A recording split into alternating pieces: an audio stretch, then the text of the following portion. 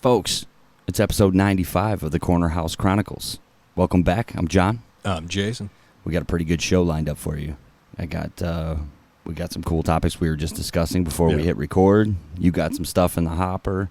I got a fantastic camping story. I'm going to tease you with a little something.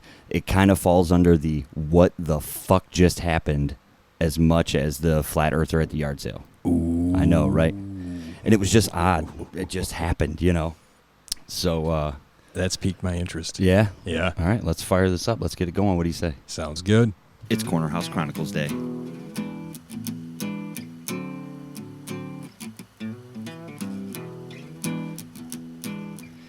All right, so we had a little family getaway this weekend at the Monroe KOA. Shout out. Good Excellent people. place. Excellent place. We always have a good time. All the kids had fun. Nobody got hurt. Nobody went missing. You know, good times. So I've discussed my work schedule on the show before. It's kind of odd. So we go down Friday, set up camp. I leave and come home, get a couple hours of sleep, go to work. I get off work at 10 o'clock in the morning on Saturday. Come home, grab a couple things that I need, boom, hit the road. Bam. All right. First thing we did was go into Ohio, get some Yingling. You know that had to happen. That's fair. That's not Load up on some cases. 10-mile trip from there? Somewhere? Not even. Yeah, not even. So we get to the campsite. I'm debating on do I take like a 2-hour nap, right? Kind of refresh my battery. That's a tough choice, or you used to hang out. Or open a Yingling. Embrace the camping trip. Yeah. I went with option B real quick like. I mean, the car was in park and off, so for legal reasons I was good. But and we're camping. All right. Right. So I make my rounds, say hi to everybody, good morning, because they're just getting ready with their day. And we walk down by the beach. The kids are already swimming, right, which ended up backfiring on all of them because nobody put sunscreen on. So I heard about that part. Saturday night and Sunday was just brutal on these poor kids, but that's their fault. Live and learn. So we walk down to the beach, saying hi to everybody, start making my way back to the campsite, and kitty corner to our site on the one behind Aaron's is a couple, man and woman. And I'm walking back, and they're staring at me, and they both have this big, cheesy, shitty grin on their face. Could have been the hair. It could have. And the girl looked like I knew her. Right? Yeah. She actually really resembled one of two people. And I was like, well, it can't be either one of them because they're both married and the guy's not the guy that I would know. Okay. So as I get closer, she starts pointing at me, right? So I do the natural turn around and make sure I'm the one she's pointing at, right? Yeah. And I'm like... Because you never know. It's like when somebody waves and you're like, they're waving to me, and then you realize it's someone behind you. So... Classic. I walk up and she's like, hey, do you know how to set up a tent? Yeah. And I said, well, I know how to set up my tent, which is already done. Yep. She says, we need help.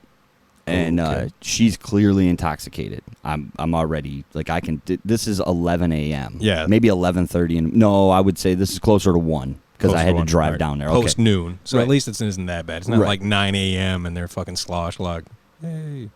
And they weren't there Friday. Okay. So they just got here. There. Okay. All right. So the guy says, seriously, I'm a city boy. This is my first time camping. She convinced me to come out here. I don't know what I'm doing.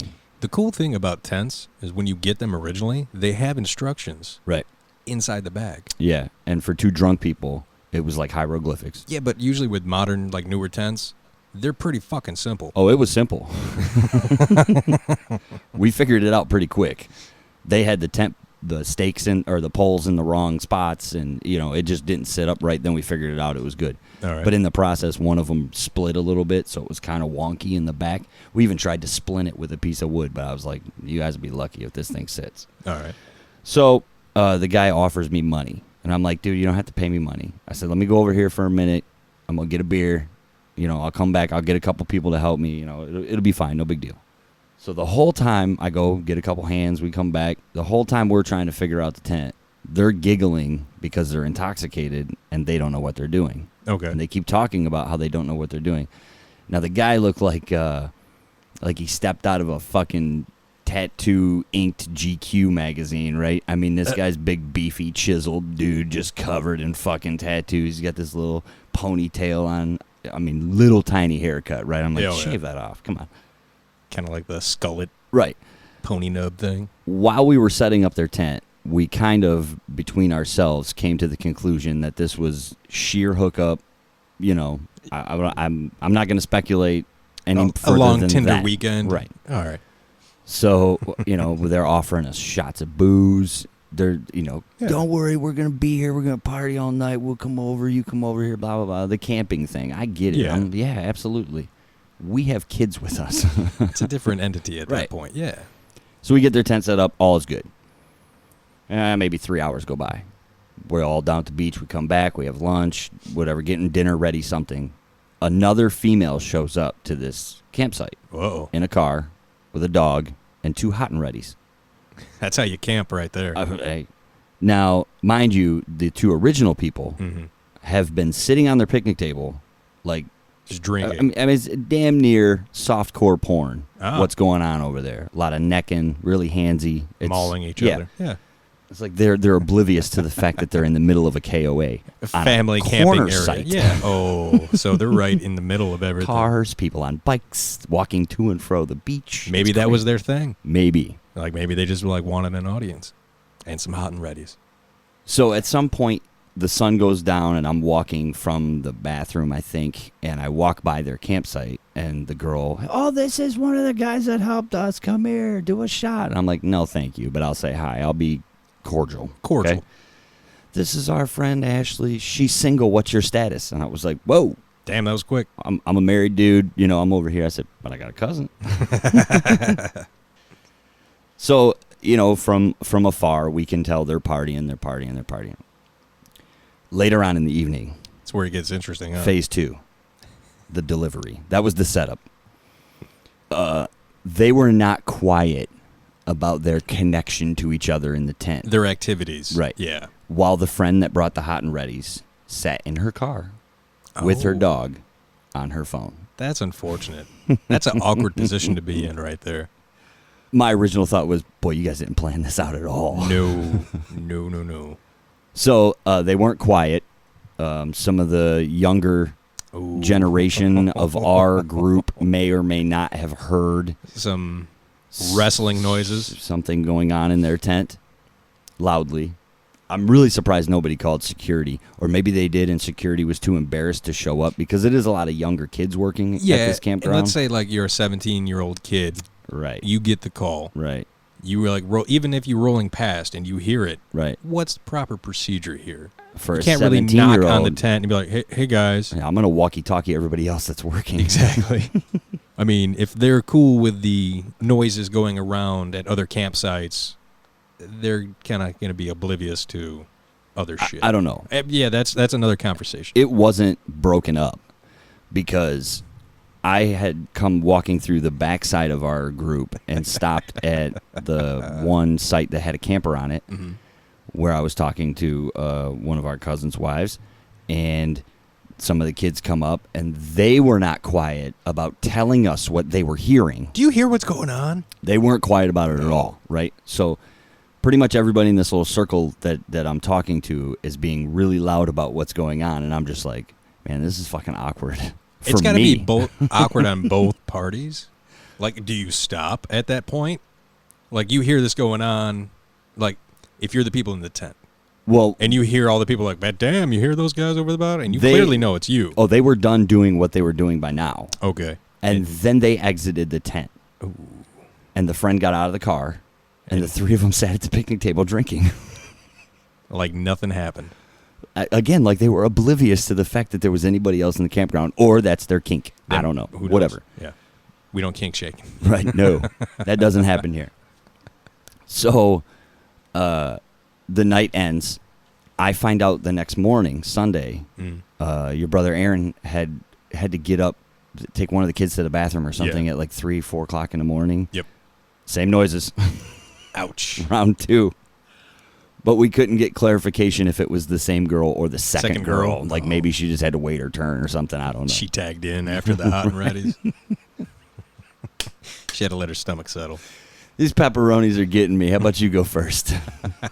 I'll watch the dog. Oh, my goodness. Wow.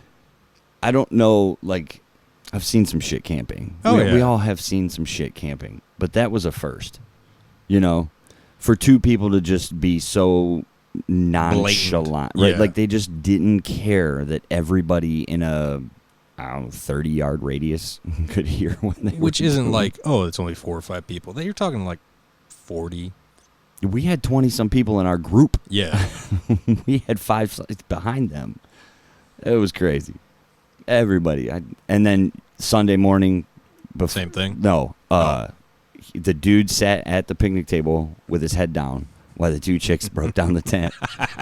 Then they all got in their cars and left before 10:30. Gone. I was like, that's going to be a rough ride home. At least they have a story, too. Whether or not they want to share it. Or remember it. I mean, at least 2 of them probably didn't remember us helping set up their camp the next morning. They were probably looking at their tent like, damn, how did we do that? Pretty impressed with ourselves. Let's go camping again next week. And had the energy. Right, Afterwards. Right. Well, I'm sure it had something to do with that hot and ready. You know. Got to carb up, baby. Right. I don't know. It was that's crazy. great. Yeah. I was like, this is a KOA. Like, you know, again, you expect to see certain things camping. Yeah. You But- always expect to have a story when you get back. We're talking 10:30, 11 o'clock at night. You know, like you just activated your Pornhub channel in the tent or something. I don't know. Like, what are you guys doing in there? For real? But one good thing that did come out of the trip was I was down at the Michigan-Ohio border. Yeah. We left Sunday to go. Somebody else needed beer. I need cigarettes, blah, blah, blah. So we drive down to this store called the Liquor Cabinet. Quality name right there. It was just it was insane. To me, it looked like what you felt the first time you went in, either discount or top shelf. You know what I mean? Yeah, like you were like, holy wow. fuck. Dude, they had an entire cooler dedicated to White Claw, which I giggled. I won't lie. If it sells, it sells. Right. They had so much shit down there from breweries that aren't too far from here where we're at now. And we don't have that shit around here unless Top Shelf has it, and I just haven't been in there yet to see it. I don't know. Maybe. Okay. They had a bunch of cool breweries from out of state. They had some pretty killer artwork. But I saw this one, and I'd like to preface this by asking any of our steady listeners if they remember seeing a can that we had on the shelf for quite some time from Pigeon Hill Brewing that had a chunk from the Goonies. Truffle Shuffle. The Truffle Shuffle. It was. Is that what it's called? No, it's called. No, something hazy or. See, now I'm going to have to look it up. Yeah, Continue I your can't story. remember. Yeah. So anyways, walking by the cooler, and I look up, and they had the one with chunk on it, and then sitting right next to it, Pigeon Hill Brewing Company brings you the Bruty Traps. And this has what appears to be, what was his name? Data? Yep. Data. He's obviously much older. He's got long hair and mustache and goatee and stuff. Looks like the comedian Bobby Lee. He does. But he's got the punching glove, the boxing glove on the spring coming off both sides, and the little jabber jaws, the wind up mouth, click click click click click. So it's a Bruty Trap. That's what I said. When an IPA is this easy to drink. So naturally, I had to pick it up and sit on it for a few days. I did let Mr. Luke Skywalker have one. He enjoyed it. It's not bad for an IPA. No. I'll read the Untapped. Okay. There isn't much on here. So it's from Pigeon Hill Brewing Company out of Muskegon, Michigan. It's a brute IPA with Citra and Mosaic hops. That's all I got. That's what it tastes like. It's a 6.5. Now, usually for brutes, they're usually a harder hitting IPA. Yeah. This one kind of tastes watered down for IPAs. Like, you get the initial smell of the grapefruit, and you're just like, oh, man, okay, this is going to have a bite. Mm-hmm. You take the sip. It's there, but it's very subdued, mellow. It's not too bad. I can say drinking it now, I could have definitely handled a couple of them while I was camping. You know, down at the beach, hanging out. It especially now knowing it's not as intense as I thought it was going to be. Yeah. I thought it was going to be pretty. Much like the other IPAs, shocking, you think that right. the hoppy grapefruit punch is going to hit you pretty hard, but this is pretty smooth. I definitely decided while I was buying it that I'm nominating this for the shelf. It's only fitting. Yeah, I mean, if you don't agree, that's fine. No Dignity, which was the That's chunk. what it was. Yes. No dignity. from Pigeon Hill. No doubt, baby. It was on the shelf for quite a minute. Yeah, it was like 6 or 8 months or something. I mean, it held its own It up was there. quality. And this one, same category in my mind. But that poses the question, anytime any can or bottle gets nominated for the shelf, Yep. something has to come down. Okay. So the question is Bruty Traps IPA better than Electron Brown? No. Is it better than Michigan Amber? No. Is it better than Lampshade? I would probably tie it with Lampshade. Okay. Juicy?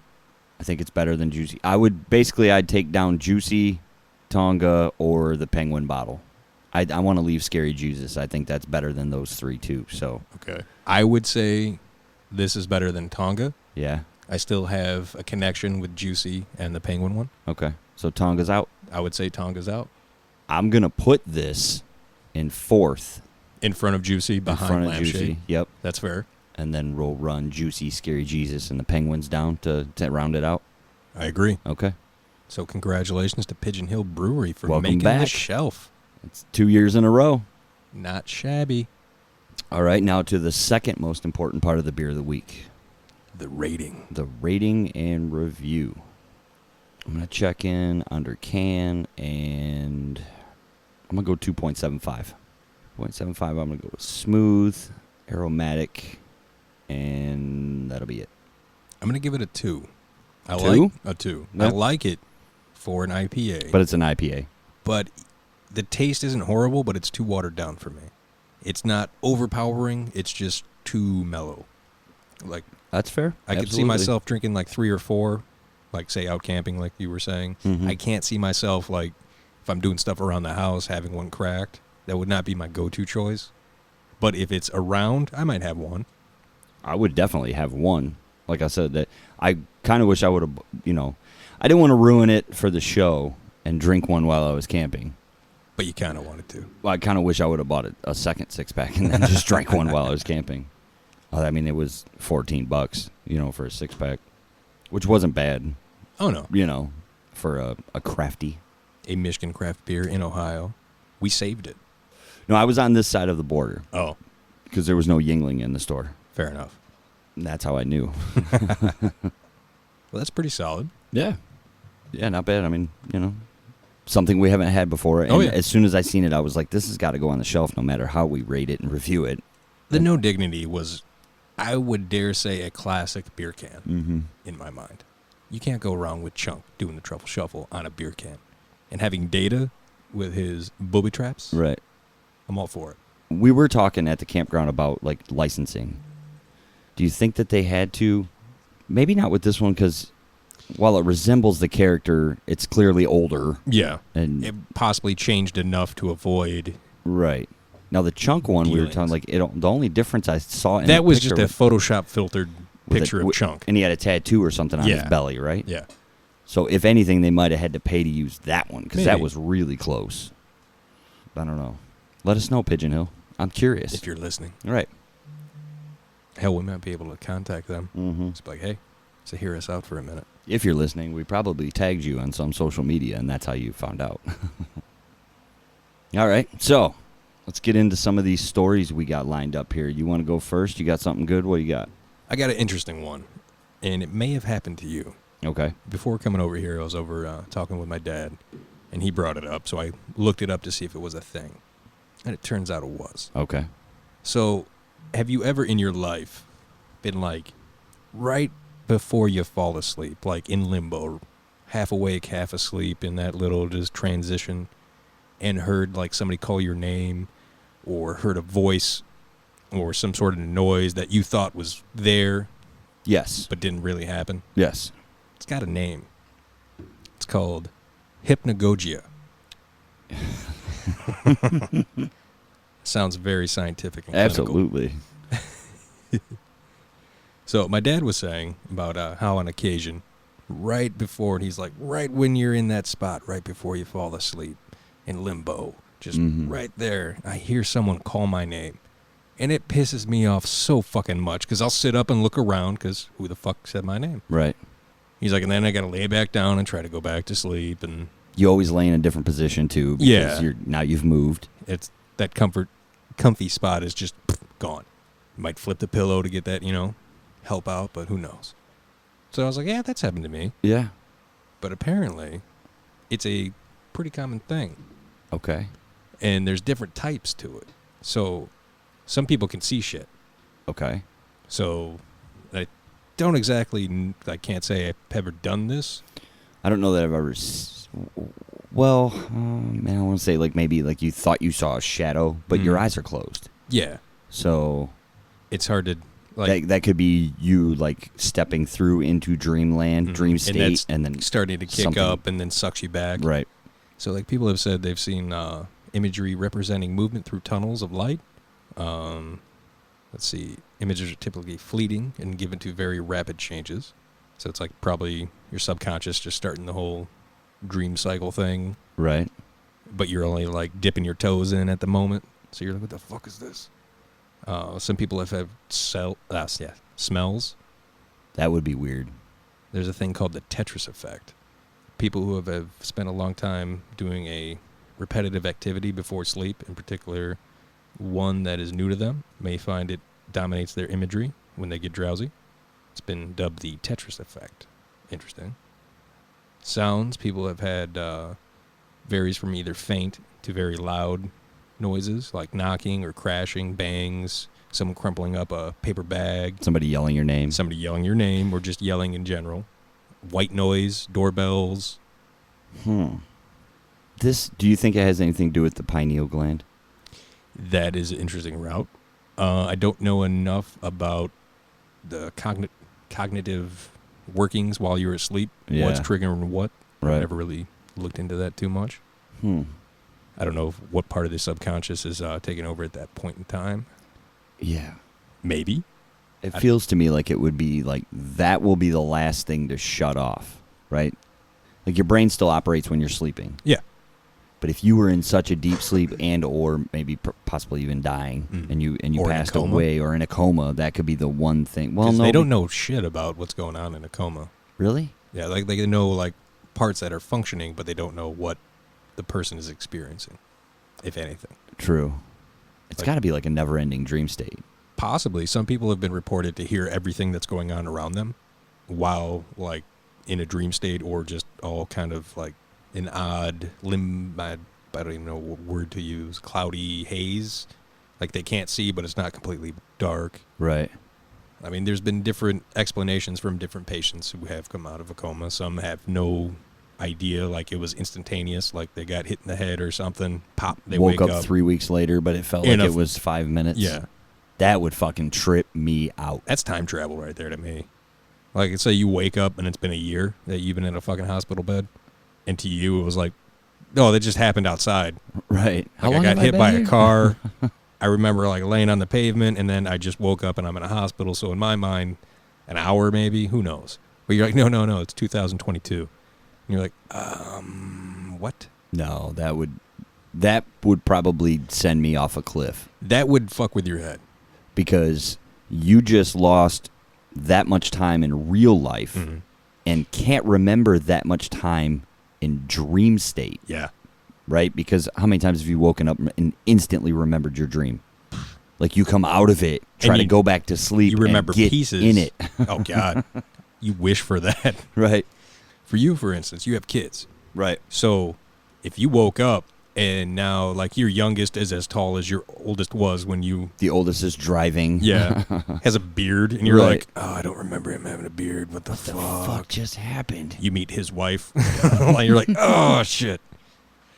Hey, Grandpa, how you doing? You're how long have I been here? Yeah. You're I'm not ready for any of this. What kind of drugs do they have me on?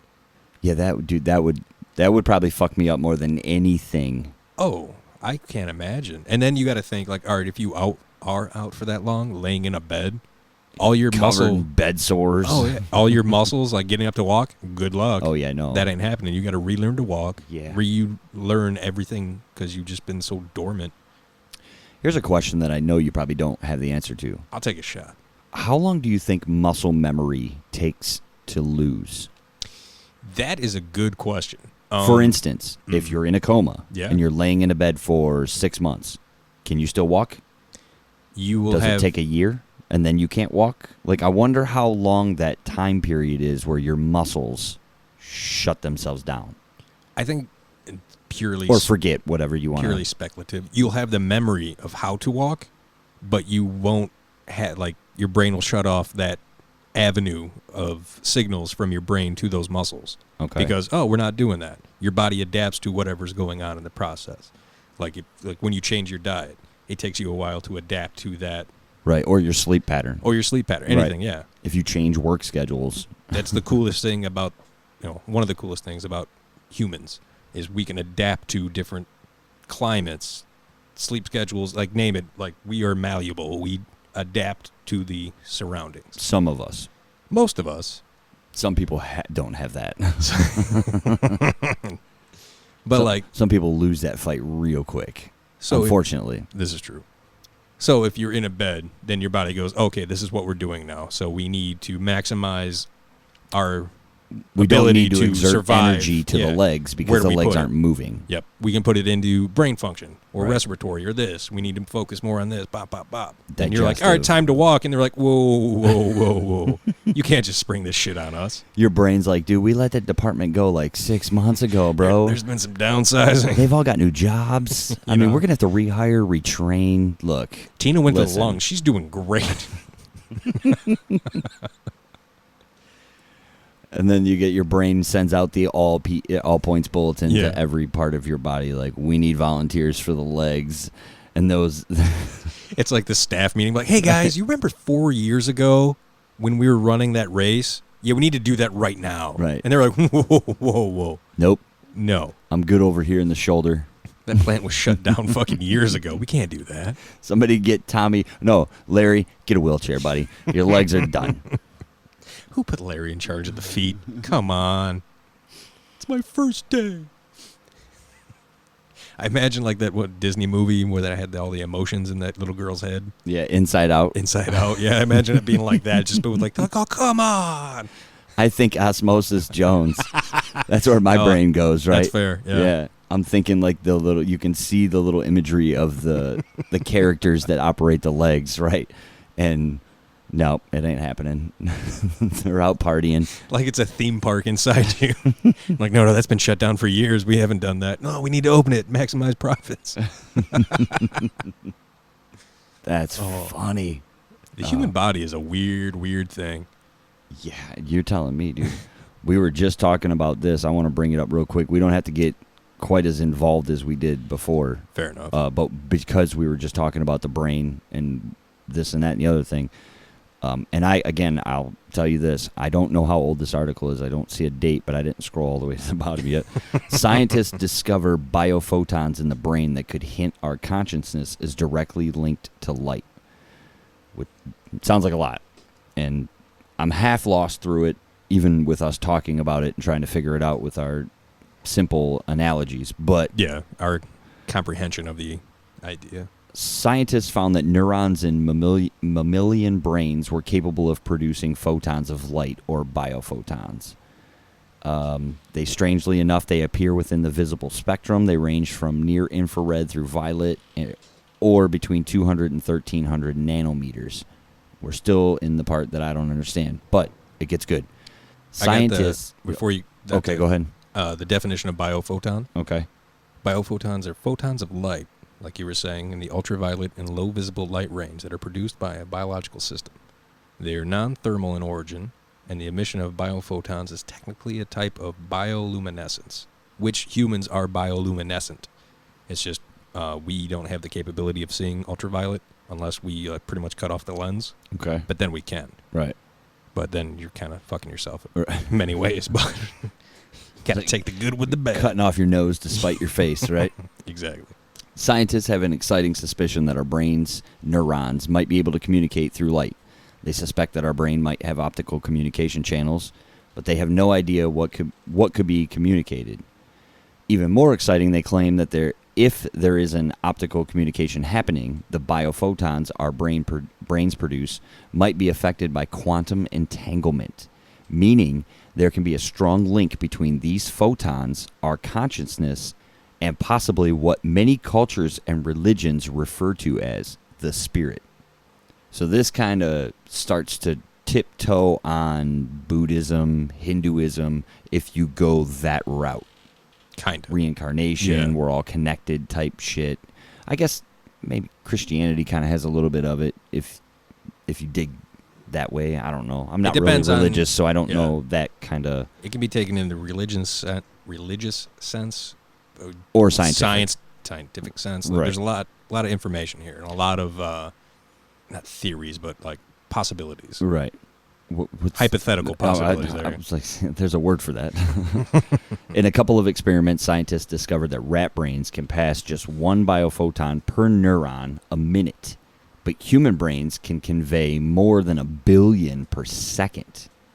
This raises the question, could it be possible that the more light one can produce and communicate between neurons, the more conscious they are? That's an interesting concept. And like I brought up earlier when we were talking about this, I wonder if what they're referring to could be the parts of the brain that we don't technically use as frequent. Yeah. You know, everybody only uses 10, 11% of the brain, whatever that number's up to by now. Hell, it's 2019. I don't know. But if this is parts of the brain that we don't normally use on a regular basis, you know, it's like we were just saying, humans are weird. Yeah. The brain is it's crazy talk. Sometimes I'll have a moment where I feel kind of bad for people who dedicate their entire life to something like that, finding that out. Like, you missed so much. True, but in they want your that existence. Answer. I mean, I get it. Yeah, yeah. But I still feel a little bad that they missed out on so many things. They focus so much on that. Yeah. Right. Like, at some point, you got to go out there and enjoy it a little bit. True, but it's a gamble. Because if they do unlock and unravel a mystery and say, yes, it is this, this, and this, bam, all their thoughts have either been confirmed.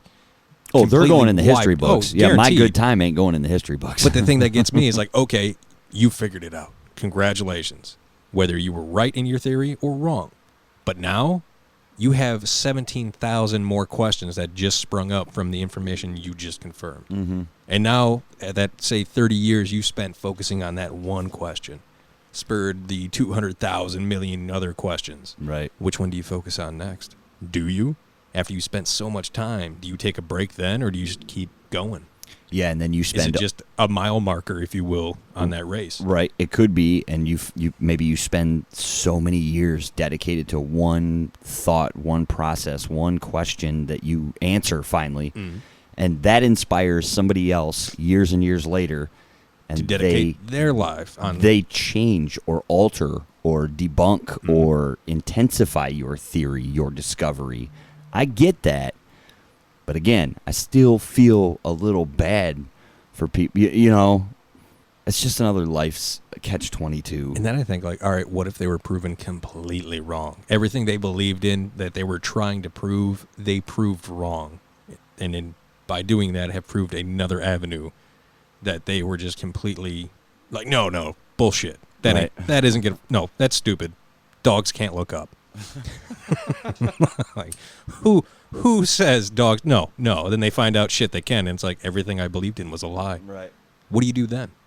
Do you then dedicate the rest of your life trying to disprove what you just proved? Do you walk away? Personally, I'd probably spend the rest of my days trying to disprove the person that disproved me. Like, go back and find their work from 20 years ago. It's called spite, buddy. Look it up. You dirty fucker. Damn it, Larry. I dedicate the rest of my existence to ruining yours. And when I do, I'm pissing on your grave. I don't know. It's just we were... to get into that again would be kind of weird. Yeah, we already talked so much about it, but I just wanted to bring it up because we were talking about the brain. And I know we've, obviously we're not the only ones in the world, but we've talked about DMT and the things with the pineal gland in the center of the brain and what it does, what it might not do, who knows. The connection peoples have had throughout history, right, with this idea of the third eye. And anytime being the doorway. I think of that, I think of the movie Avatar. Yeah. because they connected to their world around them the way they did, right? I've seen Fern Gully, and I liked it back in the day. Right. I never seen the remake that you're talking about. Yeah. But you get it. I get it. Yeah. Right. I just like to point that out, that it's a remake of fucking Fern Gully. Everything's a remake. Get Yeah, out but of it's here. like the highest grossing movie of all time. No. Or did Avengers beat it? Yeah. All right, so it's the second most highest grossing movie of all time. And it's just Fern Gully with better special effects. I think it's a James Cameron It is. joint, too, isn't it? It is indeed. And so are the next 3. Yeah, that's happening. They're making either Avatar 2, 3? 2, 3, and 4, I believe. For sure it's going up to 3, but I do believe there's going to be a 4th. I forget reading about the contract. With special effects, that doesn't surprise me. I mean, you know. Apparently James Cameron's only in the low billions these days. He's like, bro, I made and sank a Titanic. I can do whatever the fuck I want. Didn't he do Terminator 2?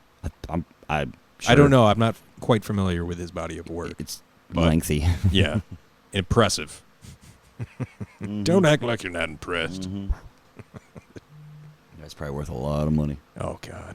The man took some of his money for shits and giggles and went to the Mariana Trench, the lowest point in the fucking ocean, just to check it out, see what's down there. Whew.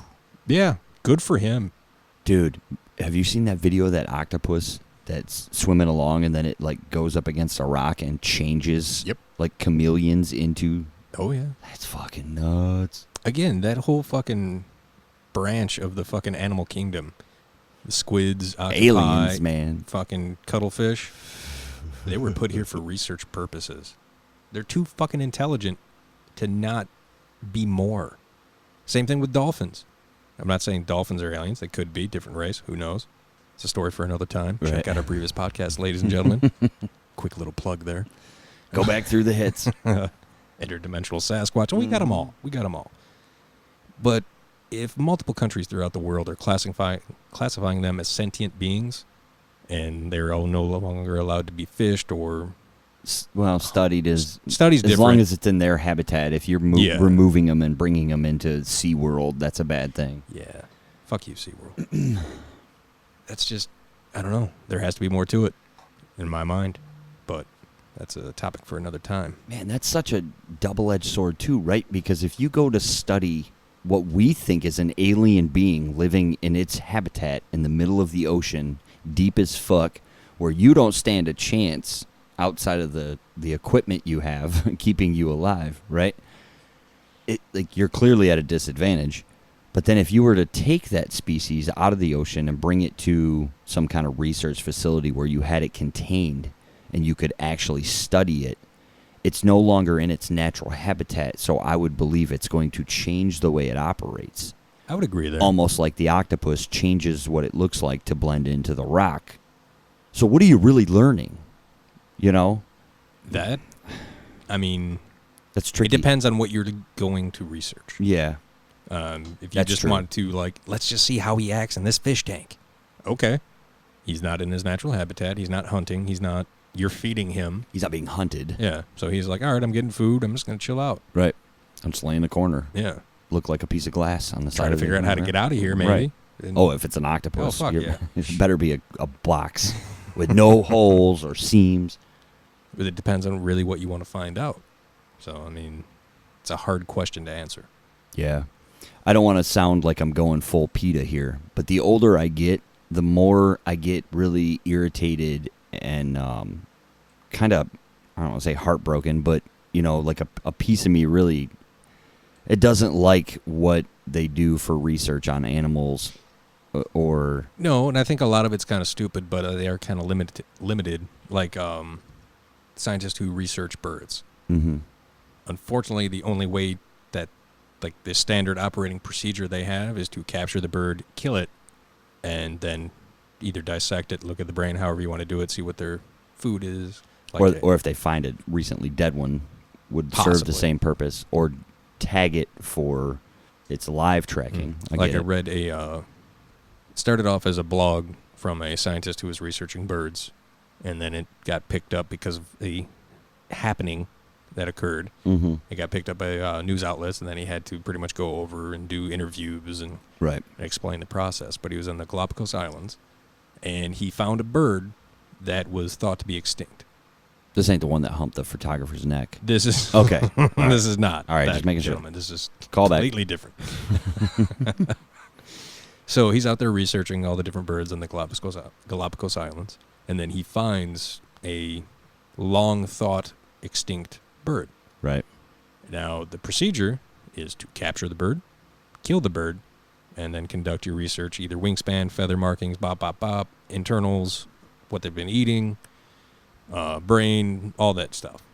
Now, I'm not good with that. No, and neither was he, but unfortunately, he's like, this is the procedure. If he wants to keep getting money to keep doing research, he's going to play along. And if they want to find out more on a bird that they thought was extinct and they don't have a lot of information on, we want the information. But his thing was, did I extinct, or did I cause a species to go extinct by killing that bird? Is there more? I don't know. Right, you should have tracked it and found out if there were more, and then, How are you going to track it? Well, if you tag it and follow its coordinates to a tree in the middle. He was not set up for that. No. I get it. Like, this was a spur of the moment. Yeah. This is what I have to do. This is operating procedure. And he was like, I was heartbroken. Like, I have to pretty much cause a species to go extinct. Me. This species is gone because of me. Right. And he's like, that is my attitude. And we already thought it was gone. Yeah. That's even more And then the terrible. miracle of finding out that it's not. Right. It's still, he's like, I am completely wrecked by it on one hand. On the other hand, I'm ecstatic because we found out so much about that species. Right. That it was still here, A. What it eats, how big it is, colorings, this. He was like, we found out so much about it, but unfortunately, he's like, and the only way to change that is to change the procedure that was probably implemented in the 1920s or earlier. Right. He's like, I can't do that. There's a governing body of people who say this is correct, much like in the medical field for, right. Like, oh, this is how we do this operation. This is our process. A, B, C, D, E. Yeah. He's like, unfortunately, I have no control over that. The way I feel about it too, like, I understand that, I get it. But let's say where they do like testing makeup or shampoos or different things like that on animals. I'm totally against. You don't fucking use rabbits and fucking other. Why not use humans? Because it might kill them. Yeah, fuck it. We got too many as it is, in my opinion. Get the people on death row. There you go. There you go. Start putting makeup on them in their fucking cells. See how long they last with it. I imagine a group of Mac girls walking in like, all right, sweetie, what are we doing today? Test his eyeliner. Don't move. Like, if you have an inmate that's on death row and that person, man, woman, whatever, is scheduled to be exterminated, there is no getting around it. There's no coming back from it. It's just now a waiting game until it's time, right? Give that person the new shampoo that you're going to test on the animals. Let them shower with it until their day. Study it. Find out what happens. End of story. After all, the product is going to be used on humans, right? It's one thing to scientifically study the mind of a living rat because they have a close setup to us, or a pig or a gorilla. Like, if you're not hurting the animal. But they don't know if they are or not. Well, okay. Until they apply. But if you took a gorilla and you tranquilized it and knocked it out, so it was going to sleep. Rest in peace, Harambe. No, that it was going to sleep for 10 hours or 12 hours, right? And you hooked up the little electrodes to the brain and you started studying shit that's firing off and what's going on and stuff. And then the gorilla wakes up and you put it back in its habitat, okay? Mm-hmm. That's one thing. I don't really have a problem with that as long as you're not harming the animal. But that whole, like, testing shit, products and different things, I don't know how I feel about that. I'm not really good with that anymore. And again, it might just be the older I've gotten, or I don't know how to explain it, but it bugs me now. Like, I watched, I've seen it before many times. It's one of the few movies I've seen many times. The new trilogy of Planet of the Apes that they did. The first one. Yes. With James Franco in it. And how they had all the chimpanzees. He gets Caesar at a young age, and the whole testing facility. But and that stuff. one with the scar that's been in the system, quote unquote, for so many years, has just so abused and warped. How could you, as a human, continue that practice, A, and B, how could humans be upset when that gorilla or whatever chimpanzee gets out and fucking terrorizes revolts, yeah. Fuck yeah. It's like being falsely imprisoned and then fucking tortured. And then you can escape. Fuck that. That's been like the standard storyline for most of fucking Shawshank human drama. There you go. But no, I agree with you. But I do have a topic I wanted to bring up since you brought up the whole Planet of the Apes remake. Okay. So, we going movies? Quick little right. dabble. The last half hour has been wishy-washy like a all ski over. slope, dude. It's been awesome. We got to keep our listeners on their toes there. You're welcome. It's what we bring. Mm-hmm. We bring what the fuck is going on. Saddle up, partner. So, are you familiar with the actor Andy Serkis? Not by name. All right, he was the guy who did the acting for Caesar in Planet of the Apes. He's the most prominent CGI actor. Is he like a British guy? Yeah. Or whatever? He's got dark hair? Yeah. Okay. So I think he was on Graham Norton, and he had the little hand yes, stilts. and he showed him how to walk. Yeah. Yep. Okay. Him. So he's very good at what he does. Oh, it's amazing. He fucking researches for years. He nailed that. Oh, fuck. He was King Kong. Yeah. His fucking list of accomplishments is lengthy in the CGI world. Impressive.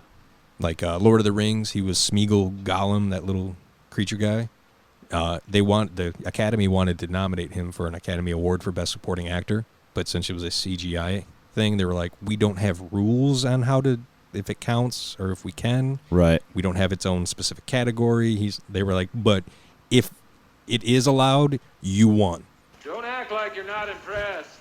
Right. Yeah. So he made news here lately, on top of being the prominent CGI motion capture guy in the business. Okay. He's started to direct a few films, and he was in quite a bit. But he just got the go-ahead to direct... The green light? The green light, if you will. Venom 2. Ooh. Yeah. So, have you seen Venom? No, I haven't, but I know it's exciting news. Yeah, with Tom Hardy. Right. It completely CGI, bam, and they're introducing more characters throughout. So having the top guy who knows, like, all right, this is how you should move, this is how this should look, this is da-da-da, to direct a CGI prominent, heavy film, and he's just going to knock it out of the fucking park. So I thought that was pretty fucking sweet. I was a fan of the first one. They could have did, because I'm a comic book guy, but I had my qualms with it, but I enjoyed it. Yeah, I can see where you're coming from on that. I feel like sometimes with the comic book movies, people get bent out of shape because either they didn't do or they did do certain things that doesn't align with the comic books, but they could also be prepping for part 2, part 3, you know what I mean? There's that, and they have to make it accessible for a wider audience. They're not making it for the comic book fan, which they kind of have to generalize the story. Yeah, they can bastardize it to make it fit their you goal. Put your little dedications to in certain spots. And then having the fanboys get all pissy is always funny. It's like, they're not going to do a comic book fucking shot for shot. Right. Panel for panel. Like, they can't. They'll incorporate what they can to appease, and because they have either long loved a character or come to fall in love with a character knowing that they have to direct a movie about it. So all the background information they can get on this, they have to absorb, and then now it's like, I know that person. Right. Plus, if they have tons to reference. Yeah. You know. Do you think that's what made Star Wars so popular? Was that it didn't come from a comic book? So that world was original as it gets? Or the universe, whatever. I think originally for Star Wars, it was so... Because it was space? Yeah, there's always been like Flash Gordon. Those of different were stuff. TV shows first, right? Yeah. Right. But this was like the first, there's Logan's Run. There's a whole subsection going way back to even fucking newspaper comic strips. The radio shows. Yeah, everything. Stuff, right. It's always been a very popular culture and subject. But what George Lucas did was build such a visual and in-depth story. Pretty much, it's a soap opera in space. In space, right. That was his whole thing. So I think it was easily attachment to characters. There was a lot of new stuff that was like, and it was just a very well structured story. Yeah. It wasn't amazing. It was just, it followed A, B, C. This is the classic hero story. We're going to add this. We're going to add this. It just happens to take place in space. Right. And what I mean is, like, the fans didn't have anything to go to and be like, hey, you fucked that up. Not originally. No, you're right. You know. But after comic books and regular novels and every other George Lucas stamped approved fucking apart, thing, they're like, that's not canon. That never happened. Same thing with Star Trek. Mm-hmm. Like when they change one little thing, like, no, in the original series, they did this, and they did this, and his phaser wasn't that. It's like, yeah, but they have to revamp it for a new generation that can get into it. Damn it. I need a drop for the comic book guy from The Simpsons. Right there. Reminder. Mm-hmm. Mint in box. I mean, there's always this one. Nerd alert! Oh, yeah, that's quality. But to jump back, I'm very glad Andy Serkis is getting a big title to work with. That's huge. That's in his wheelhouse. That's huge, man. Yeah. Directing something like Venom 2, I mean, as far as I know, Venom 1 it worked. It did. A lot of people were happy with it, you know. I know the kids it could have been better, DVD, but so. Knowing that it's building a character's universe, I'm okay with it. It was a great foundation. And there's I don't know how much you know about Venom, but he's a alien symbiote. That bonds with Eddie Brock, and the suit kind of self-reproduces. Mm-hmm. And the spawn of Venom is called Carnage. Mm-hmm. And Carnage can be played by Woody Harrelson. Oh, nice. So it gets on the gentleman named Cletus Cassidy, who is a psycho fucking serial killer. Sweet. Like, who's playing that character? Oh, that's Woody. Woody Harrelson. Oh, okay, yeah, okay. So okay. Woody Harrelson's going to be this crazy fucking natural-born killers. Natural-born killers with a fucking symbiote suit that ups his strength, lets him create weapons out of it, just pretty much unstoppable until he meets Venom. Right. Now, Venom came from the Spider-Man universe, no? Or yes. Okay, okay. I saw a trailer for Zombieland 2, and I'm excited about that. I put Zombieland 1 at the top of my watch next list. You never seen it? No. I know good things about it. Bill Murray's in it, right? Yes. And Woody and there's Social an homage Network kid to Ghostbusters. Is there? That just when I watched it for the first time, I was living out in California. Did you tear up? I jumped up and yelled. It was fucking awesome. It was one scene, and you will know that scene when you watch it. Right. Like the next time I see you after, you'll be like, "Oh, it was that part." And I was like, that part? Fuck yeah, it was that part. That part was awesome. No, yeah, I was watching the trailer, and I've always been a fan of Woody Harrelson. I really have. Oh yeah. I can't think of a bad role that I've seen him. Yeah, you know. Oh no, he's a very likable person, and he has depth to his characters. Favorite Woody Harrelson role? Other than Cheers? Okay. If you want to pick Cheers, pick Cheers. I want to say Cheers because White Men Can't Jump. that was great. That was a great role. Jeez. Natural Born Killers was amazing. That was a good movie. Yeah. Yep. I don't think anybody could have pulled off his role the way he did. I couldn't see. Definitely not. And that was my first introduction to how well Robert Downey Jr. could act. Right. Like for the longest time, I thought he was Australian. Right. Or British or something. And then I seen him in another movie. I was like, wait a minute. Hold up. He's an actor? He's actually pretty good. Holy shit. Then I seen Chaplin, and he fucking amazing in that. But Woody Harrelson, what's the Cowboy Way? That was a good movie with him and Kiefer. Mm-hmm. Kiefer. He's had some cool roles. Oh, yeah. Didn't you say you had another movie? Didn't you say you had 2 movie stories? Okay. Let's get this. We're talking about movies. Let's get that second one. So, you've seen Indiana Jones, any of them? Oh, yeah. All right. At least 2. Okay. Maybe. I know I saw Raiders of the Lost Ark, and what's the one where he steals the magic crystal? Was that Raiders? That was Raiders. Okay. Last Crusade, maybe? Yeah, with Sean Connery? Yes. Yes. So okay. You've seen the 2 good ones. Okay. Good. Right. The other 2, like not so much. Temple of Doom, I liked it. No, wait. That's the one I saw. Where the guy holds the potatoes? Yes. With the kid? Yes. Yeah. That's the one I saw. Okay, so that one's my number 3. Why did I think Sean Connery was? He was in Crusade.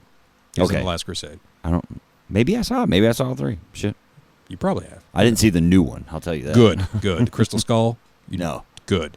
Shia LaBeouf was in it. He played the son of. Mm-hmm. They pretty much wiped that from the face of Indiana Jones' world. Harrison like, Ford should have hanged it up a long time ago. That guy's... Come on, man. Indiana Jones 5 is greenlit for 2021. Is this the story you're getting to? Yes, sir. Oh, my God. So Get the fuck out of here. there are no real details about the script other than it's happening, and Harrison Ford is Indiana Jones. Oh, my goodness. My man is 77 years old. I don't see him doing, like, fight scenes and swings off the bullwhip. Dude, what are they going to get Clint Eastwood as his fucking partner? What are they doing? Well, no one knows yet. Right. But my hope, jumping back to The Last Crusade, with Sean Connery, he was there. Right. He held up a nice he had a pillar, role. yeah, Okay. of story. I'm thinking Indiana Jones, Harrison Ford, is going to be what Sean Connery was in Crusade, a more supportive character. Okay. For what? I don't know. But that is my hope, because I don't want to see a 77-year-old Harrison Ford hanging on a wing of an airplane in 1955. Marty! Dude, this is how I feel about the new Rambo movie. Exactly. Like, why are you doing this to yourself? I want to Why? finish the story. You did that like 3 times. 3 times. Rambo 3 was probably a bad idea. I don't remember it. That was the one, like... And they went to the Iraq or whatever. Yeah, I know Desert of Storm. it. I remember the fucking arcade game. That's the only reason I remember that movie. And I he had have the it on jade DVD. necklace. Of course you do. It was like $4 or something. I bought it. I'm not surprised it wasn't one of those like Rambo or First Blood, Rambo 2, Rambo 3. No, it wasn't like, one of those. Multi-packs. But yeah, I only remember it because of the fucking arcade game. Harrison Ford, come on, bro. Hey, I have no... Go enjoy the rest of your days. What are you doing working? He has been. He likes money. And if you look at the last few things he's done, like the sequel, if you will, to a Blade Runner. Mm-hmm. Don't know if you've seen Blade Runner, the first one. I saw parts of it. I remember loosely, but I didn't see the new He one. wasn't in there long, but long enough to be a good supportive character. Okay. He didn't have like epic fuck. He had a good fight scene. He wasn't hanging from a helicopter. No, he beat the shit out of Ryan Gosling. Oh, I'd pay to see that. Yeah, I was like, all right. And then the backstory of that, it was when they were filming that fight scene, he actually fucking punched Ryan Gosling at one point and knocked him on his ass. Kudos to you, old man. Did he say write that in your notebook? No, he apologized, but are you going to be mad at Harrison Ford for hitting you? Yeah. Fuck yeah.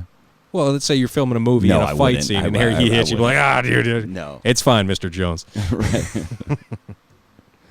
Dude, you're the fugitive. You know, thanks, Han. I expect it. I have a story to tell about. But yeah, I'm just hoping it's not another Crystal Skull level movie, because that one was kind of rough. Ugh. It had some good moments, but not many. I don't know how I don't get why these dudes keep coming back and doing some of these roles when you're that old. True. I did, in the Crystal Skull, there were moments when they acknowledged, like, here, Indiana Jones was like, fuck, I'm old. He tried to do the bullwhip swing, was going to jump on the back of a moving truck, and started swinging back and landed on the car behind it, and he was just like, oh, fuck. It's like, yeah, you're 60 years old. I mean, to mock it is cool, I guess. If you're watching the movie and you see it, you're like, okay, they're playing into that. I get it. That was a nod. I get it. Do yeah. you think that something like that was the writer's idea, or it was Harrison Ford's idea? I would say Harrison Ford. You think he lobbied. so? He's like, I'm fucking old. Right. He's not a guy like, no, he's not Tom Cruise. Where like, I can do any fucking stunt. Maybe they were doing the table reading, and in the writing, he swings and makes it on the truck. And Harrison Ford's like, so a 67-year-old man is going to do that? I don't think he has. I'm the kind of upper body old, guys. strength. And they were like, oh, dude, let's do that, We'll right? get a good laugh. We'll get a laugh. Yeah. We'll make fun of the... Let's have him break his hip in Yeah. the shower and do Life Alert. But I don't know. There's no real... Mr. Jones, what seems to be the problem? My whip broke, and I fell. There's very limited information at this point of what's going on, other than it's greenlit for 2021 and he's attached. So we'll report on that as more information comes in. Right. Some of these movies, dude, they're killing us. Oh, what do I got here? All right, what do we got? Got anything else? I have one more quick thing that I'd like to bring to the table. It's not really something we need to get too deep into, but I just found it really fucking cool. I don't know if you have anything worth noting over there. No, I'm trying to come up with something. Okay. But all right. Well, let's not push it here. Fair enough. We'll call it a night here. I'm just going to bring this one thing up because I found it. It's from the independent.com. The independent. I like the confidence in you saying that. It's .co.uk/news, so it's not .com. It'd be but, company. Okay, .company. All right. I believe. So, Holland, the country of Holland. Well, it would not be not the country. Frankenmuth. It's the province. The province of Holland. And there's let's go with that. Okay, they have Netherlands. They have covered hundreds of bus stops with plants as a gift to honeybees. Nice. Now you've heard that honeybees are on the verge of extinction. Yeah. They're dwindling down. It's fucking crazy. There was a story about some dude burning a bunch of beehives, or what do they call it? Where you those are beehives, yeah. Just beehives, or isn't there like a specific word for? There sure is. Okay, you know what I'm talking about. Then the bee box. We'll call it the bee box okay. right now because we're in the black hole of information. Right. So the roofs of hundreds of bus stops have been covered in plants as a gift to the honeybee by a city in the Netherlands, mainly made up of sedum plants. A total of 316 have been covered in greenery in Utrecht. The shelters not only support the city's biodiversity, which is a new word I didn't know, such as honeybees and bumblebees, but they also help capture fine dust and store rainwater. Oh, nice. The roofs are looked at by workers who drive around in electric vehicles, and the bus stops have all been fitted with energy-efficient LED lights and bamboo benches. They are just one of a number of measures that place, Utrecht, has introduced in a bid to improve air quality. It goes on for a couple more paragraphs, or not paragraphs, but a couple more sentences about what their plans are, but okay. I just thought this was a really good idea that, like, why wouldn't people in our country try that? If I've seen that news article on the internet, then there has no doubt been somebody in the scientific world or the government world or the let's save the planet world, right? Mm-hmm. We're all going to die in 12 years, blah, blah, blah. Why haven't they brought that to the table yesterday? Let's try it. Well, we have bus stops. We aren't as environmentally conscious. Well, there's that, and we don't rely on public transportation as much as other countries. No, but we have bus stops. We do, but right. Take into account in, say, the Netherlands, to get a license for a car is somewhere in the ballpark about $5,000. Okay, so majority of people use public transportation, okay. buses, trains, or they ride a bike everywhere. Right. Seeing a car out is just in a it's lavish. rare. Yeah, it's like the right. rich man's. Right. Look at him showing off. They must be a tourist. It's a rental. Or they're well off and they're right. just showing off. So in other countries, public transportation he is must more dine on stem cells. is more utilized than most of our country. Public transportation in the United States is only like regulated to being a big thing in, like, say, New York, Chicago, L.A. But I would still be willing to bet that. But if you go to a podunk town in Oklahoma, you're not getting on a fucking classy bus with a fucking well. No, but there's still a bus stop. The Greyhound. Yeah, whatever. Well, Greyhound's different, but like, say, the smart buses that run around here, right? You've seen some of the bus stops that are just not even benches. They're just a fucking pole on the side of the road that has True. a sign that says bus True. stop. It's not as frequent of a thing because most people here have multiple cars per family. Where there, they have multiple bikes per family. Right. But I'm willing to bet that the No, area, it's probably been proposed. Like here, well, I but just want it's to say not as the area of the Netherlands is probably only so big, and the area of the USA stretched out with the bus stops we have across the country. I will not disagree with you. Probably is equal to, if not more. True. Right? But I will say that there are probably more beneficial areas that we could improve instead of just doing the bus stops. But it's one. Yeah. Like just do it. Yeah, but even in, say, the Netherlands, they have, in other countries, like, is it Switzerland?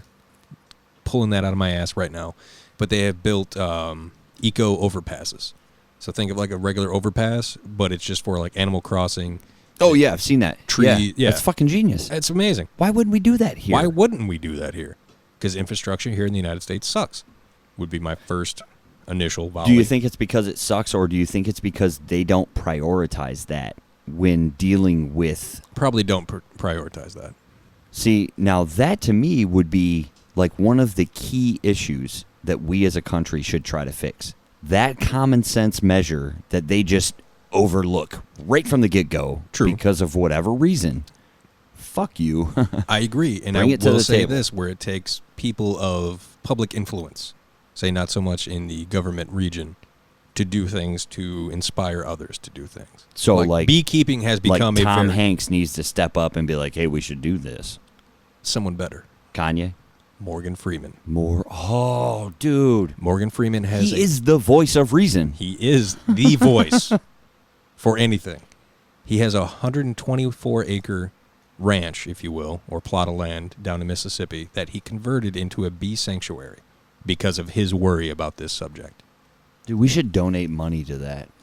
I will look into this. Just because. Yeah. You know, No, like, I'm and totally down more- to start donating money to some of these causes. And thank you to Marty for opening Oh, us. yeah, that's totally all pure on Marty. yeah. Absolutely.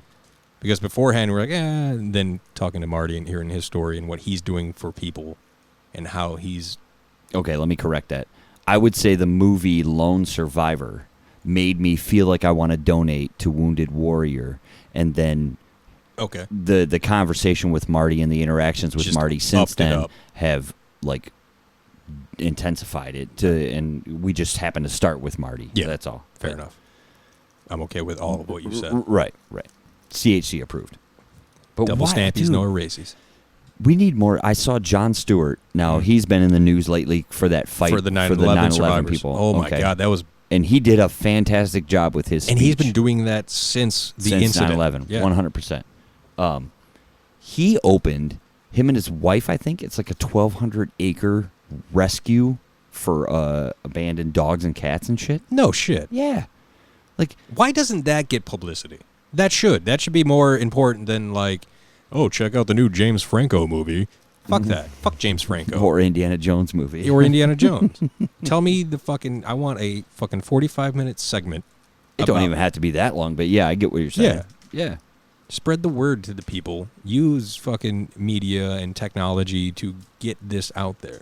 Because stumbling across this story about Morgan Freeman, which he probably did fucking years ago, and I'm just now finding out about it, is the type of shit that people need to hear. They need to be inspired to do better. What? Okay, let me ask you before we get out of here, because we're Yeah, getting close to wrapping we're- this up. We'll do our thank yous and shout outs after this, but I want to ask you this question.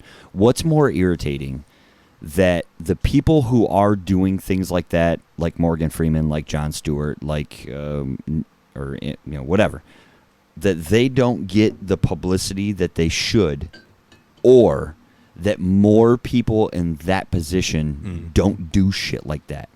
See, that's a double-edged sword in my mind. Right. Because are they? You don't know. Because we're just finding out about...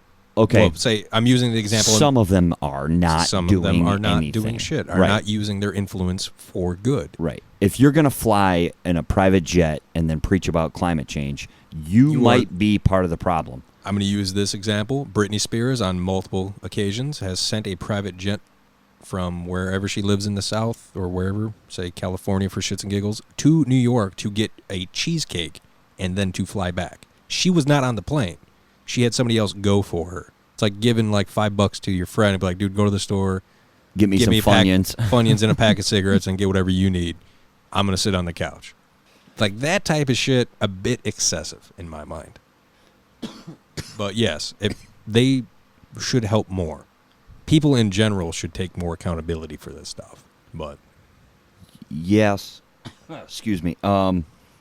It nowadays it takes a lot of money to be able to be involved enough to make actual difference, right? You can't just open a 1,200-acre dog rescue if you don't have the money to buy the land, build, That is very build true. the fence, and Yeah. feed Take care and of take those care of animals. those animals, right? Yeah. So that plays a role, definitely. But for us to be able to donate to things like that, you know.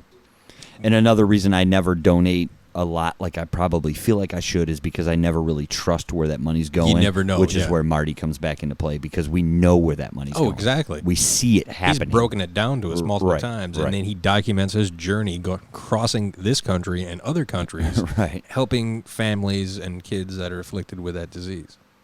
If you had the money to do so right now, Yeah. and you could build something that would save an animal or benefit an animal or even the humans, Okay. is there something that stands out more than anything else? There's not something that specifically jumps out at the moment. I'd have to put some thought into this. This is something that I would, yes, I believe wholeheartedly in this. I know how much you love dogs. I love fucking dogs. Right.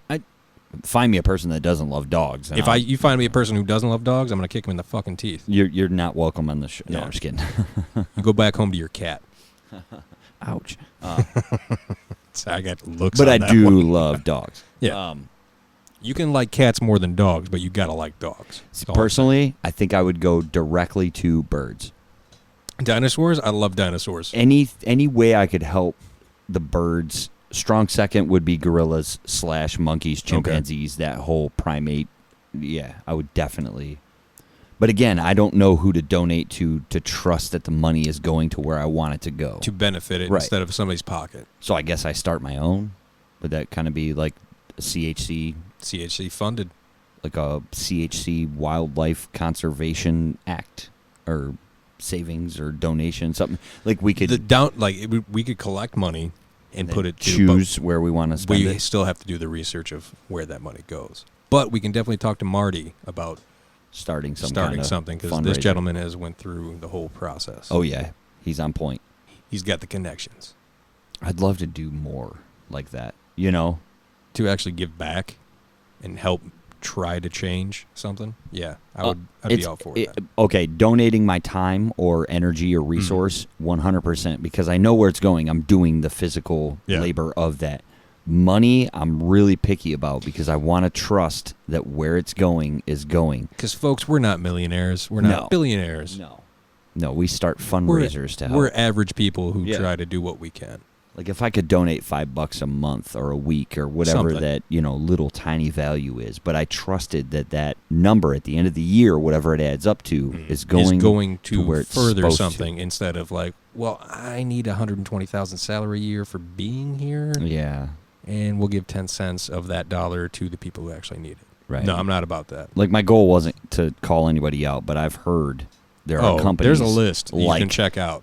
The Salvation Army or places of that nature who don't do what they'll take your donation and then sell it to people, which really is fucked up. Come on, But then the people that sit at the top of those companies make X amount of dollars, and I'm like, that should be something you do in your spare time to help. You made that your career. Mm-hmm. That's that's sketchy. That's all I'm gonna say.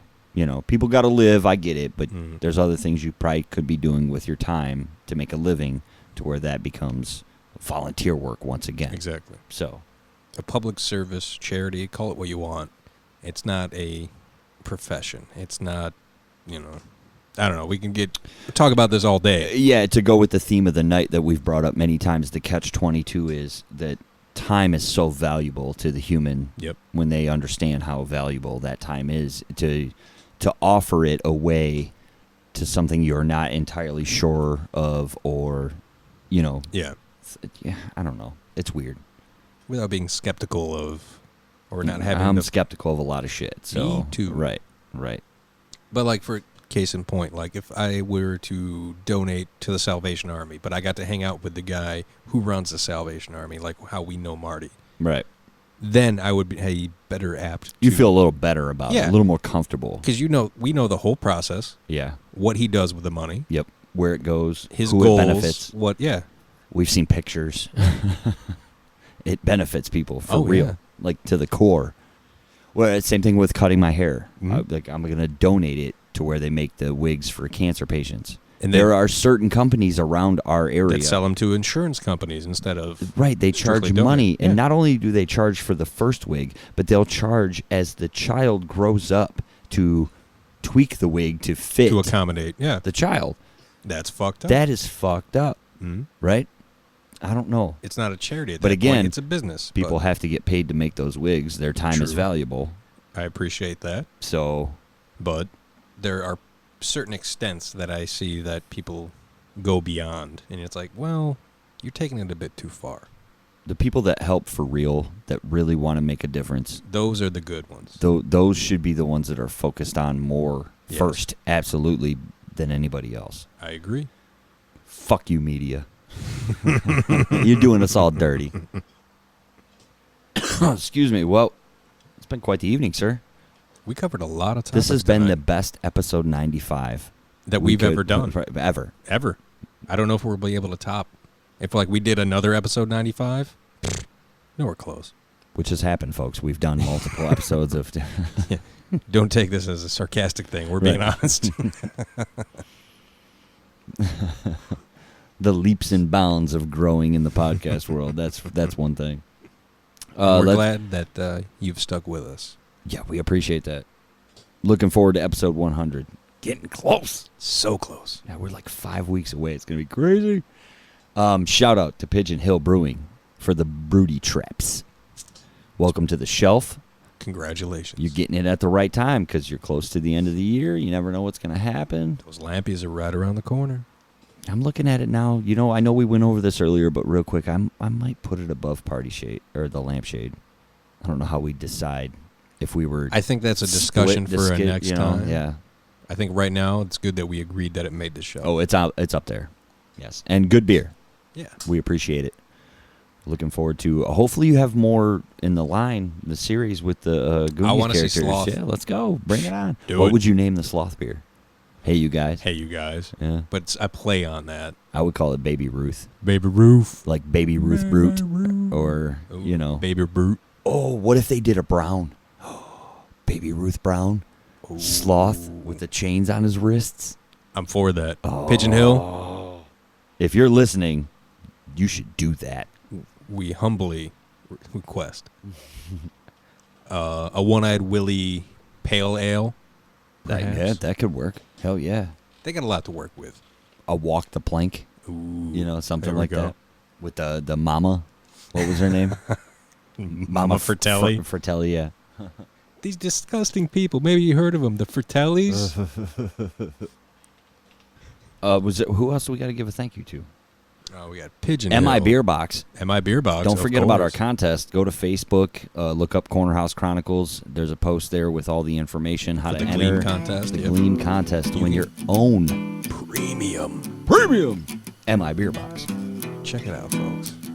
And our best album bracket should be about done when you're hearing this. This is true. We came down to Pantera, Vulgar Display of Power against Pink Floyd, Dark Side of the Moon. Good luck to both. We'll see what happens. I know who I'm voting for. Yeah? Yeah? Who? You really want to know? No, I don't. Okay. Because I'm probably voting the other side. Good chance. All right, until next week. Hey, you guys. Still here, folks. Now check this out. Have you ever wanted a life filled with more joy, more happiness, or more belief in yourself? Well, if so, listen to Better You, a motivational podcast. You will find the host, Colin Hayes, along with other live speakers who will give you ideas and ways to better your life. Better You is available on Spotify, Stitcher, Google Play, and iTunes under Better You, a motivational podcast. Also, check us out on our website, better_you.buzzsprout.com, or all social media @BetterYouShow. Thank you.